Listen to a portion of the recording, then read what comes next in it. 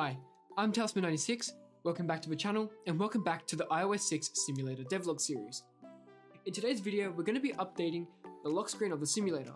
Now, while it already looks pretty accurate to the original, there are a couple of things that aren't the same.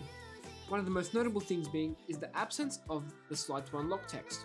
Another change we're going to be making is fixing up the assets used in the lock screen.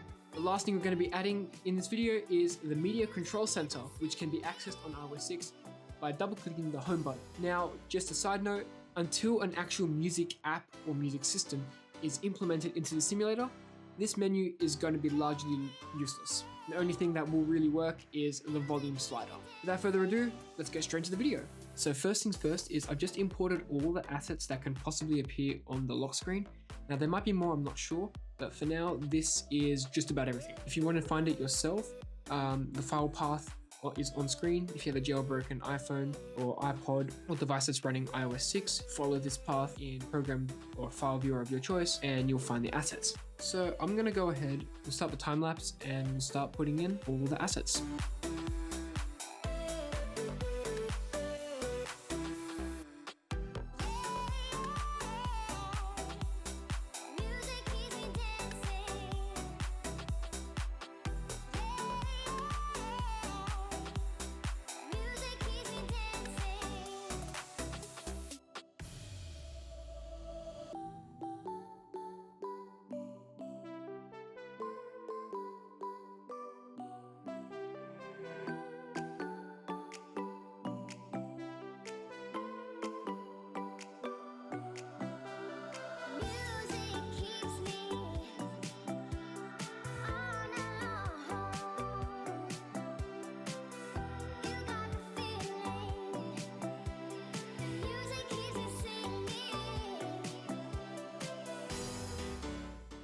Okay, so slide to unlock text has been implemented.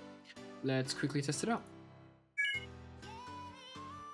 Alright, so here's what's been done so far. I've changed the background assets to use the new one. It looks way nicer, and if you actually look very closely, I'll zoom in on scene view. That line lines up perfectly with the line that intersects the camera. So that's just an added bonus of the asset. Now, the code we just did, or the code that was just written, handles the slide to unlock.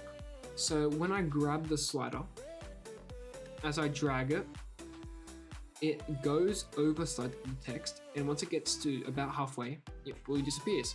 This is what happens in actual iOS. So it's a nice touch, and it looks really good. The mask moves really nicely. If I click on it, you'll see it goes over, gets to the end, teleports back, and the cycle repeats itself.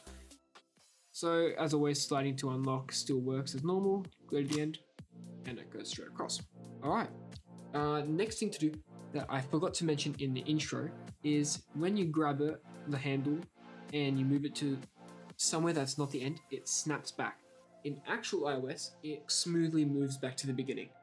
So that's what I'm going to implement now. It's actually really simple. It's just adding a lerp inside the slide to unlock script. So let's get into that.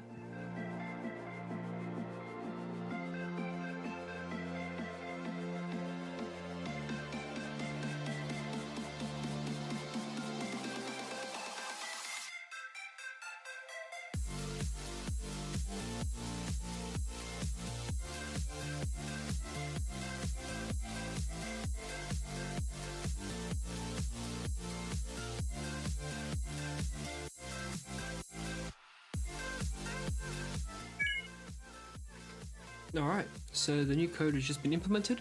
Let's test it out.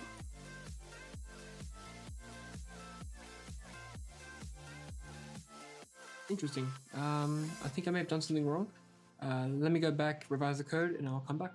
Okay, so I went back through the code and it all seems to be working really nicely. You drag it anywhere and it will smoothly go back to the beginning. And of course, slide to unlock still works. Now it's time to implement the Media Control Center. Let's go.